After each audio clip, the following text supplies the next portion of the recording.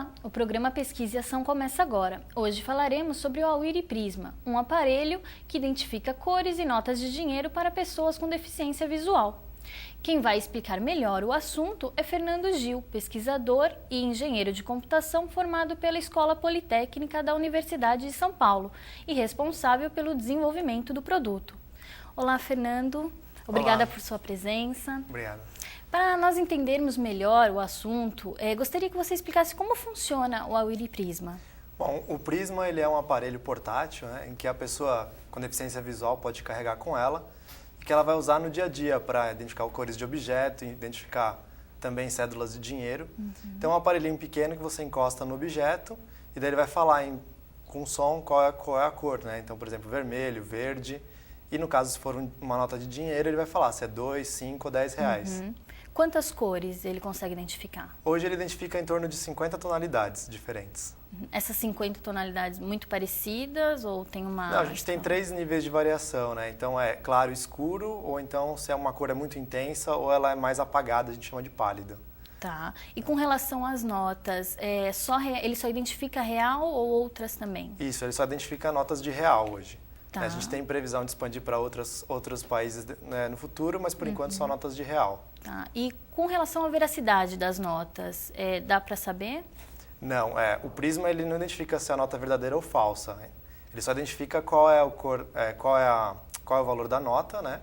Baseado na cor, então ele identifica e vai te dizer se é uma nota de 2, 5 ou 10, mas ele não garante se a nota é verdadeira ou não. E como que surgiu a ideia que vocês começaram, né, a elaborar o projeto? Bom, a ideia surgiu dentro do Policidadã, que é um programa de responsabilidade social da universidade, em que instituições do terceiro setor trazem ideias para os alunos de engenharia.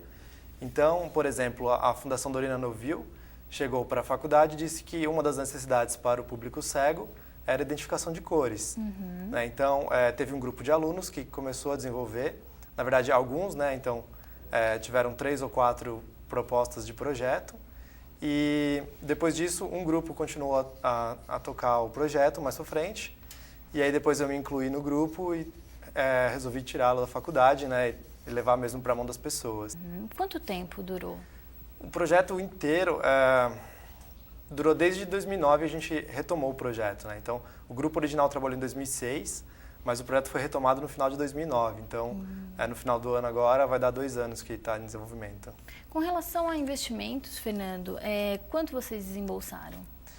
Olha, a gente, em dinheiro, alguns reais, né, e foi muitas horas de trabalho. Na verdade, a gente desembolsou muito mais horas de trabalho, né, e tempo mesmo dedicando ao projeto. Mas com relação aos investimentos, foi tudo por capital próprio? A gente estava se bancando tudo com capital próprio, né? E nós iniciamos um projeto de arrecadação através do sistema de crowdfunding, em que qualquer pessoa pela internet pode colaborar com o projeto. Então, nosso objetivo era fabricar o primeiro lote de aparelhos. Então, esse primeiro lote seria doado para instituições. E então, a gente fez uma captação desse recurso para poder viabilizar a produção do primeiro lote. A gente conseguiu completar a arrecadação e já estamos dando início à produção da primeira versão do aparelho. E da onde surgiu o nome Awiri Prisma? O nome Awiri surgiu de uma visita que eu fiz no Tocantins.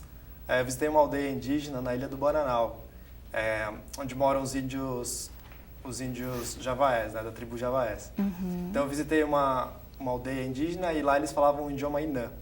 E nesse idioma a palavra Awiri significa olá.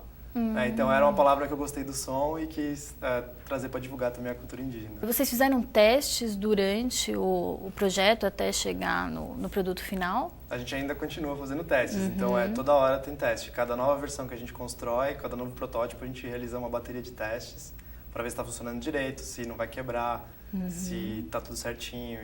Então a gente não para de testar até agora. O produto, na verdade, né, ele é bem parecido com um controle, né? Ele é pequeno, mas essa versão sofreu muitas alterações? Sofreu, assim, da parte externa, essa é a terceira versão que a gente tem, né?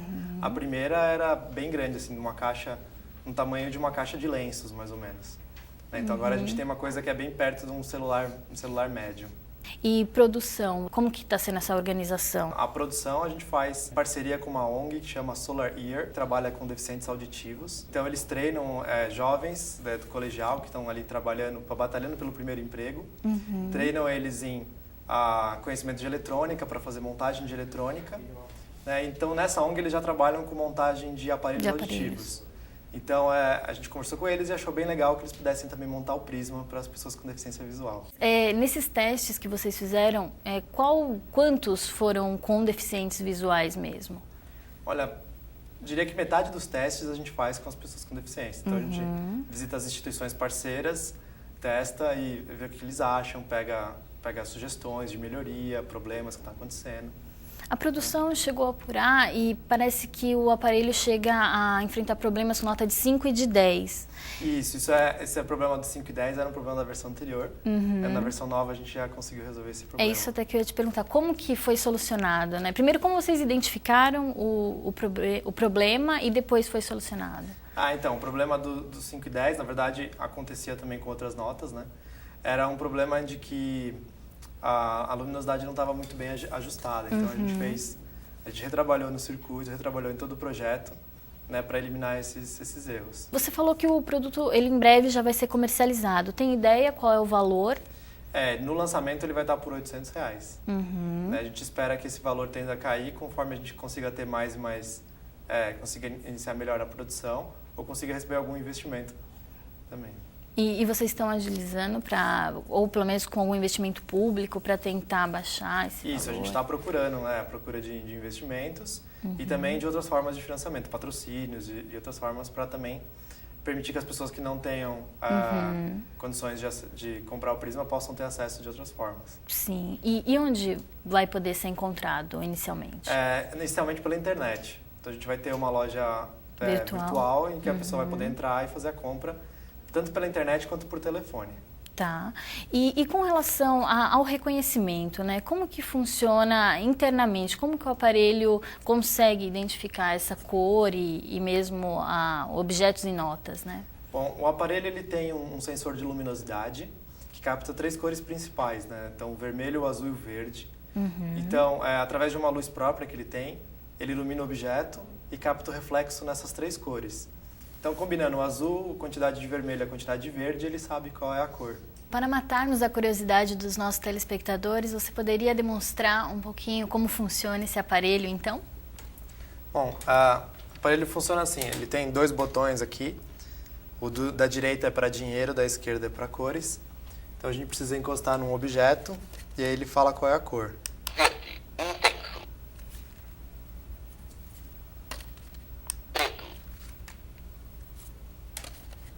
Amarelo, intenso, claro.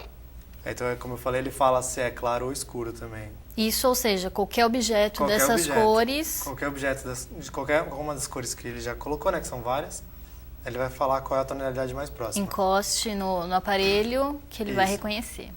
E no caso do dinheiro, usando o outro botão, então, sempre na parte central da nota, ele vai falar qual que é o valor da nota. Ou emitir um apito caso você encoste num local que ele não reconhece qual é a cor exatamente. Tá. Então, em alguns casos, dependendo da região que você coloca, ele vai apitar mesmo, que é para ele não falar a nota errada. 5.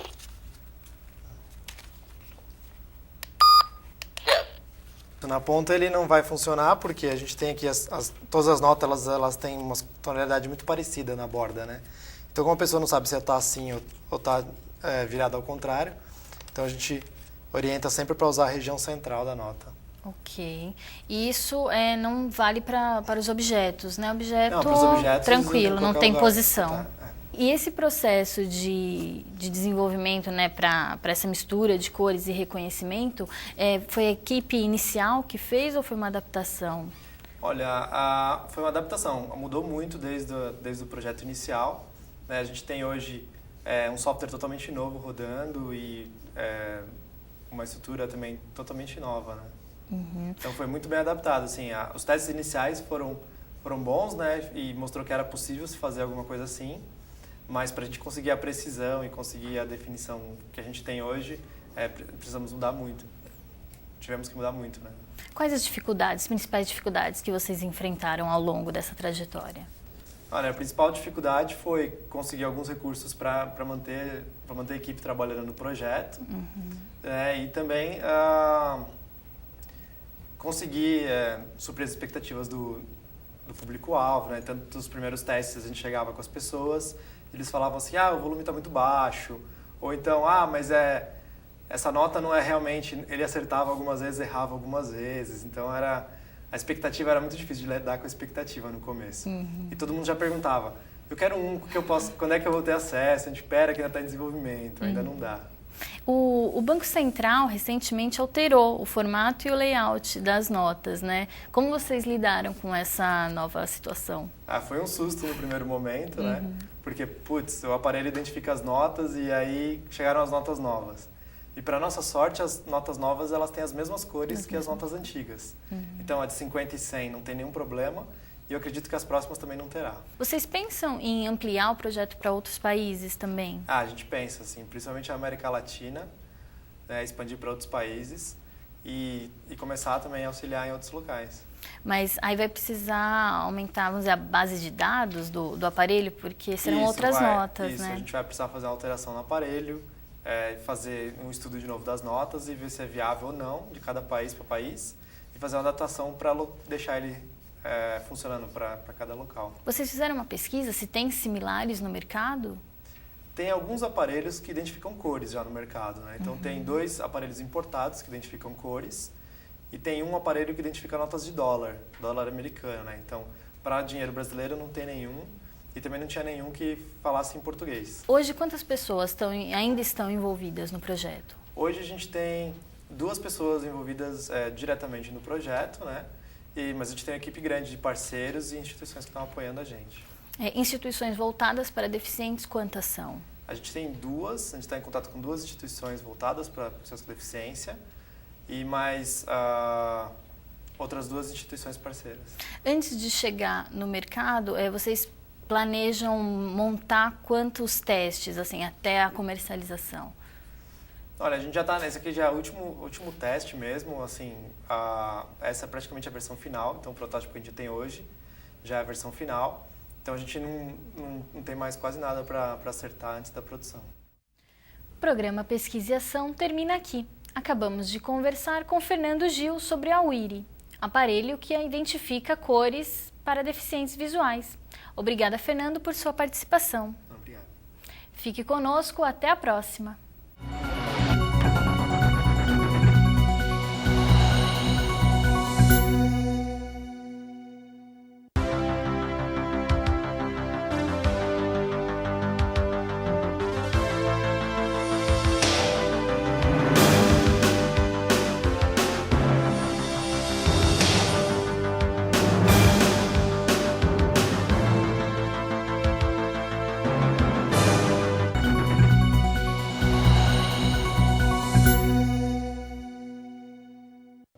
Olá, o programa Pesquisa e Ação está de volta. Aqui a nossa proposta é levar até você o mundo da ciência em uma linguagem simples e dinâmica. O tema deste bloco não faz distinção de cor, idade ou gênero. Ele permite o contato entre pessoas de diversas partes do mundo e pode informá-lo sobre os mais variados assuntos. Estamos falando da internet. Ela estaria contribuindo para o surgimento de uma nova sociedade? Quebrar regras, romper hábitos, podem trazer quais tipos de consequências? Para responder questões como estas, trouxemos o professor Francisco Arlindo. Ele é formado em Design de Multimídia e mestre em Design. Professor, obrigado por aceitar o nosso convite. Eu que agradeço a oportunidade. Francisco, o que fez você se interessar por este tema? A internet, hoje em dia, não é necessário você fazer uma dissertação de mestrado para notar que há uma grande transformação do nosso mundo, né, com o poder da internet. Mas um dos aspectos importantes da internet, que a gente sempre ressalta, é a questão de ela estar dando acesso à informação, democratizando o acesso à informação, né? Ela dá a possibilidade que hoje em dia, com um computador em qualquer lugar que você esteja, você tem acesso a uma biblioteca gigantesca, de um acervo enorme, onde você tem acesso de conhecimento de todo mundo. Francisco, o mundo atual exige que as pessoas estejam antenadas, né, em tudo que acontece. É difícil refletir mais a fundo sobre algum fato que que a gente vê aí na internet. Na sua opinião, essa mídia está criando uma geração de pessoas com um olhar superficial sobre a realidade? Existe uma questão, algumas questões relacionadas a isso que você falou na internet, que a quantidade de informação tão grande, né, que você tem que absorver no seu dia a dia, que muitas vezes você acaba tendo uma leitura superficial de toda essa produção de conteúdo. E por isso que funciona muito bem, por exemplo, o Twitter, porque você consegue ter uma leitura rápida, né? O Twitter tem essa limitação de 140 caracteres e você consegue absorver mais informação de uma maneira mais rápida. Só que, ao mesmo tempo, acaba prejudicando porque você não consegue se aprofundar. Você acaba tendo informação sobre muitas coisas e você não consegue se aprofundar porque acaba você não tendo tempo de absorver esse tipo de informação. Um outro aspecto também da internet é o fato de ele servir de intermediação entre as pessoas e faz com que pessoas com gostos semelhantes fiquem mais próximas e fazendo com que as pessoas acabem se juntando em tipo de núcleos. Núcleos onde você convive com pessoas que têm gostos, que têm preferências próximas às suas. Para alguns pensadores, né, como Zygmunt Bauman, ele vê isso talvez como uma coisa que não seja muito boa. Porque se você convive apenas com o semelhante, você tem dificuldade de repente, tolerar a diferença. Então, a internet, em algum aspecto, ele causa as pessoas se reúnem em que a gente poderia chamar de nós, né? Pessoas com o mesmo gosto acabam se reunindo em torno desses nós, mas, ao mesmo tempo, por outro lado, né, a facilidade que você tem através dos computadores, se você quiser, você tem o acesso à diferença. Você pode quebrar isso aí, né? Então, é uma coisa que uma questão que a gente pode dizer que é contraditória. Por um lado, ela cria esses núcleos que as pessoas se juntam, as pessoas que têm similaridades de gosto. Por outro, também tem essas ligações com pessoas de outros grupos, né? Acaba virando uma coisa entre a unidade e a diversidade, né? Acaba criando uma dinâmica nesse sentido. Ok. Francisco, antes de seguirmos para a próxima pergunta, vamos ver a reportagem que preparamos sobre a monopolização da internet. Liberdade de expressão, compartilhamento de informações e espaço aberto para a criatividade. Parece utopia, mas não é. A internet reúne estas características como nenhum outro meio de comunicação. E há quem a considere um exemplo ideal de mídia livre. Mas essa independência pode estar ameaçada. O que aconteceu no Brasil com a TV e o rádio pode se repetir na internet. Após a popularização do meio de comunicação, várias iniciativas buscam dominar fatias desse novo mercado. Corre a internet o risco de ser monopolizada? O professor de jornalismo Clóvis Furlaneto acredita que não. A internet é um veículo muito aberto.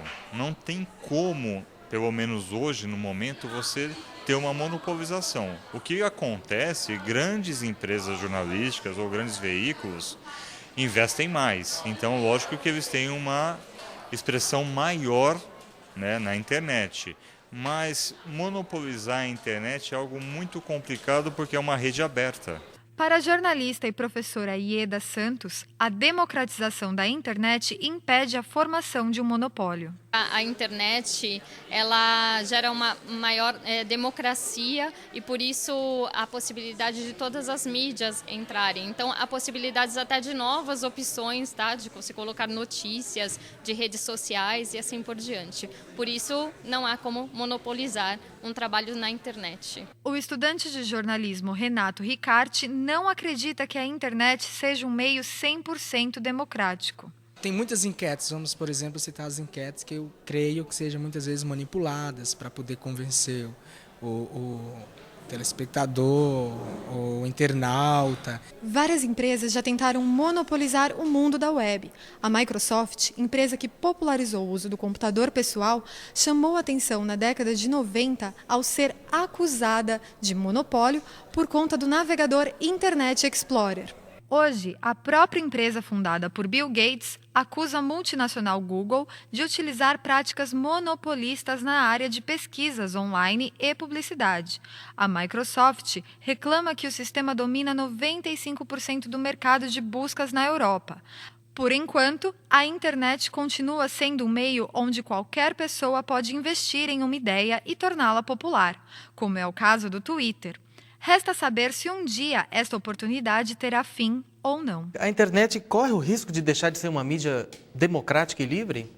Bom, eu achei muito interessante vários aspectos que foram abordados na reportagem, porque se a gente pensar, eu, da minha perspectiva de design, a gente tem um aspecto do design que a gente aborda, que é a interface. O que seria a interface? Um exemplo de interface poderia ser a maçaneta da porta. A maçaneta da porta é o que decide se eu vou passar de um local para o outro. Se a gente pensar na internet, a rede, olhando sobre o prisma das telecomunicações, ela tem maçanetas que decidem onde você vai passar ou não. A rede em si não é tão livre, porque quando, em termos, falando numa linguagem de comunicação, em termos lógicos, quando você manda um e-mail para mim, você está tendo uma comunicação direta comigo. Em termos físicos, você manda uma mensagem, a mensagem vai para uma empresa telefônica, e aí ela vai para outro lugar e depois volta para mim. Então, nós estamos todos intermediados por poucas empresas telefônicas. Isso cria uma oportunidade para governos, para uma série de interesses que haja um controle.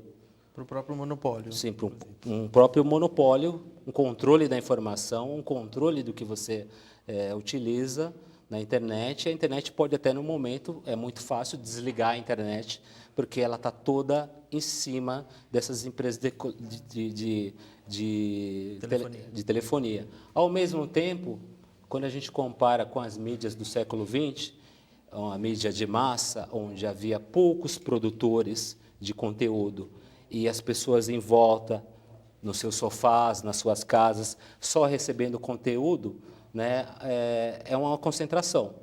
E muitas pessoas falam, a internet agora, ela quebrou isso aí. De fato, ela quebrou. Né? Mas existe um outro tipo de concentração na internet, que, por exemplo, hoje em dia, quando você vai procurar algo na internet, você acessa o Google.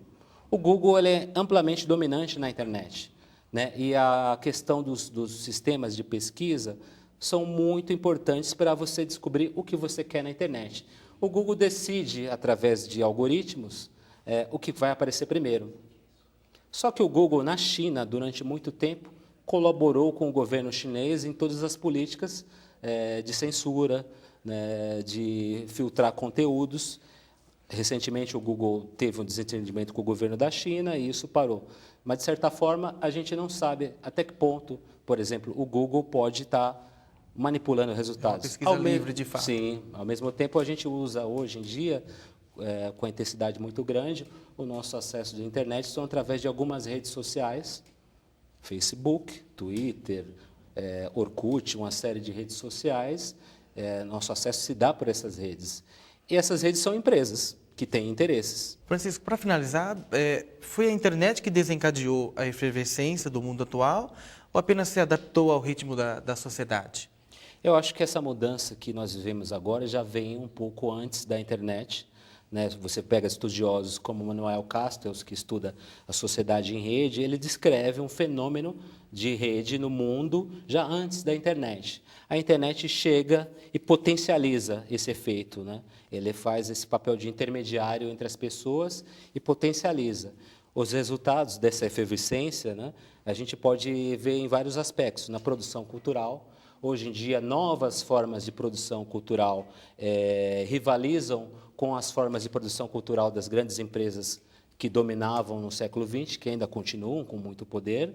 Né? A gente pode, só citando exemplos, a gente tem, por exemplo, hoje em dia, uma produção de conteúdos com licenças flexíveis, como as Creative Commons, que possibilita esse poder de você compartilhar, né? De você ter os conteúdos que você pode refazer, recriar. Essa maior né? liberdade. Sim, um exemplo desse, por exemplo, é um longa-metragem de animação que foi produzido há uns 2 anos atrás por uma americana chamada Nina Pali, né, chamado Sita Sings the Blues, onde ela produziu, né, ela não tinha recursos, mas ela, com um computador apenas, ela produziu um filme de animação com uma qualidade muito rica, né, utilizando várias linguagens, e ela disponibilizou isso livremente. Ela não era conhecida, ela se tornou conhecida no meio de animação, disponibilizando isso como uma forma até de divulgar o trabalho dela, e ela acabou financiando os custos que ela teve, vendendo produtos adicionais, como camisetas